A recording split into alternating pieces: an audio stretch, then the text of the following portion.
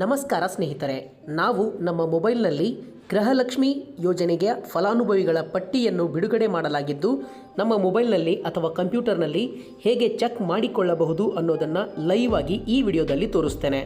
ಕರ್ನಾಟಕ ರಾಜ್ಯ ಸರ್ಕಾರದಿಂದ ಈಗಾಗಲೇ ಗೃಹಲಕ್ಷ್ಮಿ ಯೋಜನೆಗೆ ಅರ್ಜಿಯನ್ನು ತೆಗೆದುಕೊಳ್ಳಲಾಗಿದ್ದು, ಈಗ ಹಣ ಹಾಕಲು ಸಿದ್ಧತೆಯನ್ನು ನಡೆಸಿದೆ. ಹಾಗಾಗಿ ಇದೇ ಆಗಸ್ಟ್ ಅಂದರೆ ನಾಳೆ ಆಗಸ್ಟ್ 30ರಂದು ಹಣ ಹಾಕಲಾಗುತ್ತಿದೆ. ಬನ್ನಿ ಹೇಗೆ ನಾವು ನಮ್ಮ ಮೊಬೈಲ್ನಲ್ಲಿ ಚೆಕ್ ಮಾಡಬಹುದು ಅನ್ನೋದನ್ನು ತೋರಿಸ್ತೇನೆ. ನೀವು ಕೂಡ ನಿಮ್ಮ ಮೊಬೈಲ್ನಲ್ಲಿ ಈ ರೀತಿಯಾಗಿ ಚೆಕ್ ಮಾಡಿ. ಈ ವಿಡಿಯೋದ ಕೆಳಗಡೆ ಡಿಸ್ಕ್ರಿಪ್ಷನಲ್ಲಿ ಲಿಂಕ್ ಇದೆ, ಅದನ್ನು ಕ್ಲಿಕ್ ಮಾಡಿ ಹಾಗೂ ಈ ರೀತಿಯಾಗಿ ಸರ್ಚ್ ಮಾಡಿ. ಇಲ್ಲಿ ನೋಡಿ, ನಾನು ಸರ್ಚ್ ಮಾಡ್ತಾ ಇದ್ದೇನೆ. ಈ ರೀತಿಯಾಗಿ ಲಿಂಕ್ ಮೇಲೆ ಕ್ಲಿಕ್ ಮಾಡಿದ ತಕ್ಷಣ ಈ ರೀತಿಯಾಗಿ ಓಪನ್ ಆಗುತ್ತೆ. ಇಲ್ಲಿ ನೋಡಿ, ವಿಲೇಜ್ ಲಿಸ್ಟ್ ಅಂತ ಇದೆ, ಅಂದರೆ ನಿಮ್ಮ ಹಳ್ಳಿಯ ಫಲಾನುಭವಿಗಳ ಪಟ್ಟಿ ಇದೆ. ಇಲ್ಲಿ ನಾವು ನಮ್ಮ ಜಿಲ್ಲೆಯನ್ನು ಆಯ್ಕೆ ಮಾಡ್ಕೋಬೇಕು. ಜಿಲ್ಲೆಯನ್ನು ಆಯ್ಕೆ ಮಾಡಿಕೊಂಡ ನಂತರ ತಾಲೂಕನ್ನು ಸೆಲೆಕ್ಟ್ ಮಾಡ್ಕೋಬೇಕು. ಇಲ್ಲಿ ತಾಲೂಕು ಅಂತ ಇದೆ ನೋಡಿ, ಇದ್ರ ಮೇಲೆ ನೀವು ಕ್ಲಿಕ್ ಮಾಡಿ. ತಾಲೂಕನ್ನು ಸೆಲೆಕ್ಟ್ ಮಾಡಿಕೊಳ್ಳಲು ಇದರ ಮೇಲೆ ನೀವು ನೇರವಾಗಿ ಇಲ್ಲಿ ಲಿಸ್ಟ್ ಅಂತ ಇದೆ ನೋಡಿ, ಇದ್ರ ಮೇಲೆ ತಾಲೂಕು ಮೇಲೆ ಕ್ಲಿಕ್ ಮಾಡಿದ ತಕ್ಷಣ ಈ ರೀತಿಯಾಗಿ ಬರುತ್ತೆ ನೋಡಿ. ತಾಲೂಕು ಮೇಲೆ ಕ್ಲಿಕ್ ಮಾಡಿದ ತಕ್ಷಣ ಬಂತು ನೋಡಿ. ಈ ರೀತಿಯಾಗಿ ನಿಮ್ಮ ಒಂದು ತಾಲೂಕನ್ನು ಸೆಲೆಕ್ಟ್ ಮಾಡ್ಕೊಳ್ಳಿ.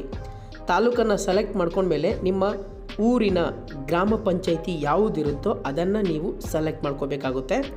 ನಿಮ್ಮ ಊರಿನ ಗ್ರಾಮ ಪಂಚಾಯಿತಿಯನ್ನು ಸೆಲೆಕ್ಟ್ ಮಾಡ್ಕೊಳ್ಳಿ. ನಾನು ನಮ್ಮ ಗ್ರಾಮ ಪಂಚಾಯಿತಿಯನ್ನು ಸೆಲೆಕ್ಟ್ ಮಾಡಿಕೊಂಡೆ. ಆ ಗ್ರಾಮ ಪಂಚಾಯಿತಿಗೆ ಒಳಪಡುವ ನಿಮ್ಮ ಹಳ್ಳಿ ಯಾವುದು, ಅಂದರೆ ನಿಮ್ಮ ವಿಲೇಜ್ ಯಾವುದು ಅನ್ನೋದು ಇರುತ್ತೆ. ಅದನ್ನು ನೀವು ಇಲ್ಲಿ ಕ್ಲಿಕ್ ಮಾಡಿ.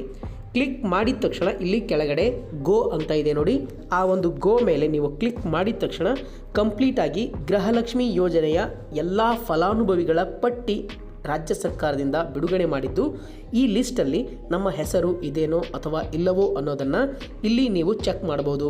ಇಲ್ಲಿ ನೋಡಿ, ಕಂಪ್ಲೀಟಾಗಿ ಕಾಣಿಸ್ತಾ ಇದೆ ಗೃಹಲಕ್ಷ್ಮಿ ಯೋಜನೆಯ ಫಲಾನುಭವಿಗಳು ಯಾರ್ಯಾರು ಅಂತ. ಈ ರೀತಿಯಾಗಿ ನೀವು ನಿಮ್ಮ ವಿಲೇಜ್ನ ಕಂಪ್ಲೀಟ್ ಫಲಾನುಭವಿಗಳ ಪಟ್ಟಿಯನ್ನು ಸಹ ಈ ರೀತಿಯಾಗಿ ಚೆಕ್ ಮಾಡಬಹುದು. ಈಗ ನಾನು ನೆಕ್ಸ್ಟ್ ಅಂತ ಚೆಕ್ ಮಾಡ್ತಾ ಇದ್ದೇನೆ. ನೀವು ಕೂಡ ಇದೇ ರೀತಿಯಾಗಿ ಚೆಕ್ ಮಾಡಿ. ಇಲ್ಲಿ ಪೇಜ್ಗಳ ಸಂಖ್ಯೆ ಅಂತ ಇರುತ್ತೆ, ಅದನ್ನು ನೀವು ಟೈಪ್ ಮಾಡಿ, ಅಂದರೆ ಅದ್ರ ಮೇಲೆ ಕ್ಲಿಕ್ ಮಾಡಿದ ತಕ್ಷಣ ಮತ್ತೆ ಓಪನ್ ಆಗುತ್ತೆ. ಈ ರೀತಿಯಾಗಿ ನೀವು ಕೂಡ ನಿಮ್ಮ ಒಂದು ಹಳ್ಳಿಯಲ್ಲಿ ಎಷ್ಟು ಜನ ಗೃಹಲಕ್ಷ್ಮಿ ಯೋಜನೆಗೆ ಅರ್ಜಿಯನ್ನು ಹಾಕಿದ್ದಾರೆ ಅವರ ಒಂದು ಕಂಪ್ಲೀಟ್ ಲಿಸ್ಟ್ ಇಲ್ಲಿದೆ.